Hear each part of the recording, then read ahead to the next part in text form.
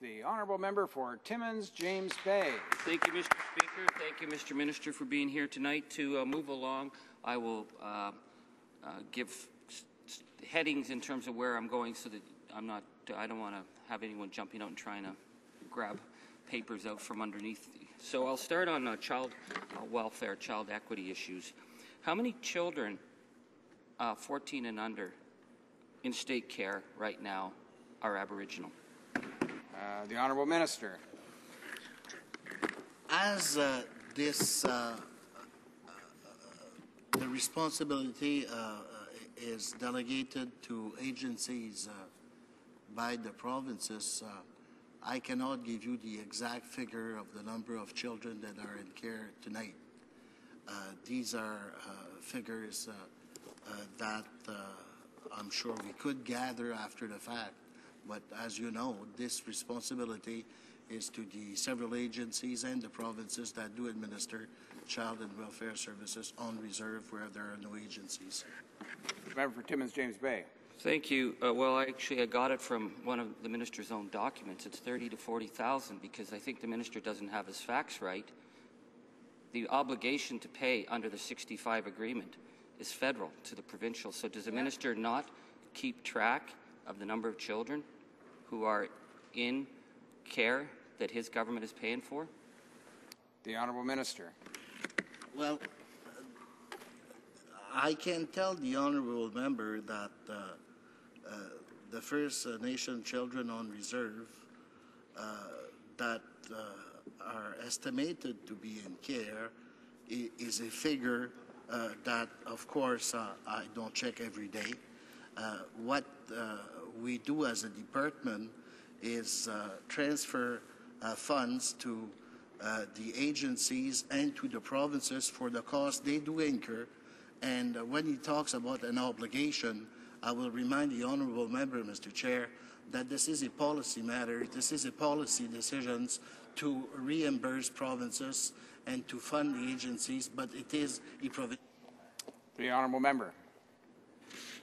I'm not asking him to check every day. I'm asking whether he bothers to keep track of the children that are under his responsibility that his own department says is 30 to 40,000. It is not a provincial responsibility. It is his responsibility. Will the minister confirm that he's initiating discussions to transfer First Nation child and family services programs to maybe other groups as a result of the Canadian Human Rights Tribunal ruling on whether or not the federal government has discriminatory practices against First Nation children? Have those discussions been initiated? The Honourable Minister. Mr. Chair, I can assure the Honourable Member that the only discussions we are having with different stakeholders and across the country in regard to child and family services are to improve the services that are being provided to these children. We have discussions with groups in British Columbia and, for that matter, all provinces in order to ensure that we have a system that is more accountable, transparent, and that bring about results. Honourable Member. Thank you. I'll turn now to the issue of education. I'll focus mostly on Ontario region so that we're not jumping around. Will the minister tell the House what is the per-student funding in Ontario region that is provided from the federal government to local education authorities for First Nation students? The Honourable Minister. What I can tell the Honourable Member is that in these estimates, it is close to $1.8 billion that will be invested into education for First Nation students on reserve and for post-secondary education. If he wants to get a detailed breakdown of the amounts for Ontario, I'm sure that I could provide him with that information. The Honourable Member. Sorry, I think he misunderstood the question. I was asking about the per capita student funding. Each child carries a per capita. That is how the minister funds education. I'm sure he knows that, so she should be able to give me what is the per capita funding per student in an Aboriginal school on reserve in Ontario. The Honourable Minister. I don't have that figure, but I can undertake to try assemble the different amounts that are provided for education in Ontario and give him that information while, of course, looking at the nomination at the enrollment in all of Ontario. But this is not information I have in front of me right now. The honourable member. Well, thank you. I appreciate that he's going to pass that on. Would he be able to tell me then, if a child transfers from a community like Attawapiskat to the provincial school board, what the federal government will pay then to the provincial school board? Because these are agreements that are in place that the Aboriginal Affairs has to deal with. What would be the number that is transferred from a community in Ontario region to a provincial school board? The honourable minister. Well, the amount would vary depending on which school board we are talking about. Usually, the way this is done, there is an agreement entered into between the First Nations and the school board in question and the department, and that would establish that cost. Member for Timmins James Bay. Thank you, Mr. Speaker. In James Bay, Attawapiskat, the per capita student funding is $8,000. The minister might want to write that down. If that child transfers to the provincial system, the federal government will pay $16,000. So that means the children in Attawapiskat are getting 50% less than children who are being transferred into the provincial system. Will the minister tell me how much of the First Nation education funding is being cut this year in the main estimates? The honourable minister. There are no cuts in the estimates. What appears to be a reduced spending by some 18 million, I believe, is because of targeted spending that is sunsetting at the end of March. And the honourable member will recall that in the Economic Action Plan of 2015, there is a commitment to invest another $200 million, which will allow us to, in the supplementary estimates, to bring back to that program. The honourable member. Thank you. Well, I had read in the main estimates that they're cutting $133.4 million this year. It's written in the main estimates. I could get him the page. It might help him.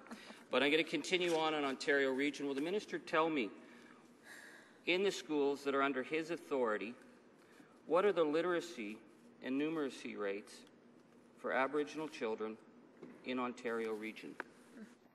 The honourable minister. I don't want the record to indicate that the 137 million decrease, this reflects, indeed it is in the estimates, it reflects the sunset of the original 115 million provided in 2014-15, as well as 18 million point four that was reprofiled from 2013-14 to 2014-15. The honourable member. Sorry, but my question was because the money that was sunsetted said it was because they had the target, they had reached their targets for improving First Nation education. And then I had asked, according to this department, what are the literacy and numeracy rates for First Nation students in Ontario who took the standardized provincial tests? Yeah. The honourable minister. Information. This is information I don't have in front of me, but we could provide it to the honourable member. The honourable member for Timmins James Bay. Thank you, Mr. Speaker. Well, I read it in the ANDC report. It was the first time they ever kept those numbers. Do you know what those numbers are, Mr. Speaker? Literacy score of 21% for boys. Whoa. Numeracy rate, 18%. I don't know if the minister can name me a country in the world where those rates would be lower. Will the minister confirm that the internal audit into elementary and secondary schools on reserve has been cancelled? Minister.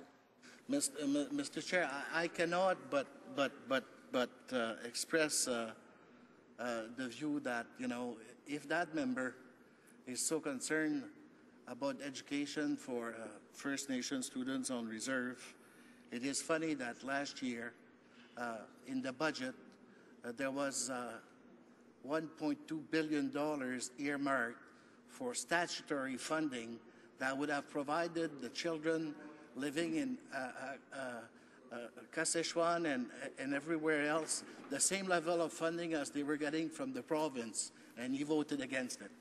Honourable member for Timmins James Bay. Thank you, Mr. Speaker. I don't know what the member's talking about.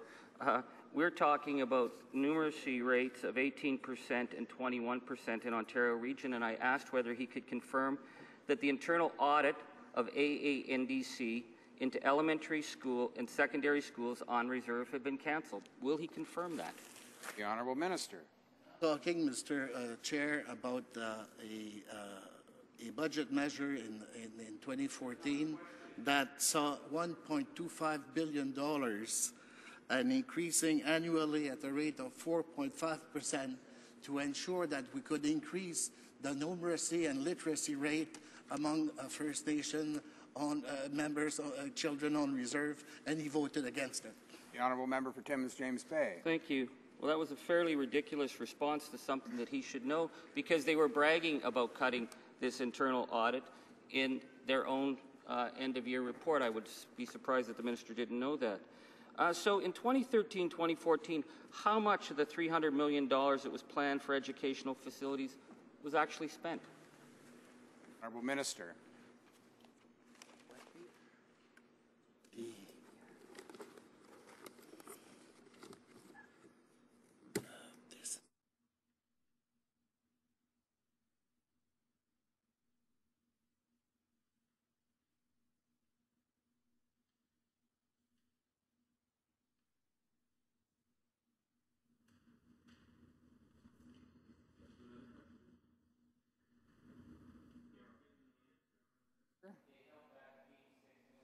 And didn't bother to spend it on First Nation children. According to ANDC's $8.2 billion infrastructure gap, how much is needed for school facilities? The Honourable Minister. Mr. Speaker, most recently, and he voted against it, we committed $500 million over 7 years through our Economic Action Plan in 2014, and reaffirmed in this 2015 Economic Action Plan as an education infrastructure fund beginning this year. So these funds represent a continuation of the $175 million over 3 years for school infrastructure that we had announced in Economic Plan 2012. The Honourable member. Thank you. Well, as I said, it's not very helpful when they make these promises and then they pull the money back and actually don't spend it, as their own reports say. Will the minister tell us, because he is the minister in charge of the education of thousands and thousands and thousands of Indigenous children in this country, what are the graduating rates for elementary school and high school First Nation students on reserve? Yeah. The Honourable Minister. I don't have that figure in front of me, Mr. Chair. James Bay. Would he be able to tell us from his own government studies what the cost from each cohort of 14 to 19-year-old students who drop out is to the Canadian economy? Could he tell us that? The Honourable Minister. No, Mr. Speaker, I don't have that information in front of me. We have about a minute and a half left. The Honourable member for Timmins James Bay. Okay, I'm not trying to make this hard, but these are from his own education reports. The own education reports in 2012 on First Nation education that said there was a 40% dropout rate. And the cost to the Canadian economy was $887 million for each cohort of 14 to 19-year-old students who drop out. I would think the minister would be very concerned about that, but obviously, hey, he doesn't bother to read his own reports. Will the minister tell us how much ANDC allocates specifically for special education for First Nation students on reserve? The Honourable Minister. What I know, Mr. Speaker, is that we were concerned enough is that at the time when the priority was balancing the budget, in the last 2014 Economic Action Plan, we budgeted close to $2 billion to improve the education system so that we have better outcomes. And if I recall, clearly, his party voted against that budget. We have time for one more short question. The Honourable member for Timmins James Bay. Thank you. Well, I'm not going to engage in silly rhetoric with the minister. I'm going to ask him, given the horrific death rates that we have among children who don't have access to schools, will he tell us what the national suicide rate is on reserve among young people under his watch? The Honourable Minister. Mr. Speaker, Mr. Chair, I mean, you know, the assertion of the honourable member that these children are under the minister's watch shows a great misunderstanding of that member of the responsibility of the Department of Indian Affairs and Northern Development.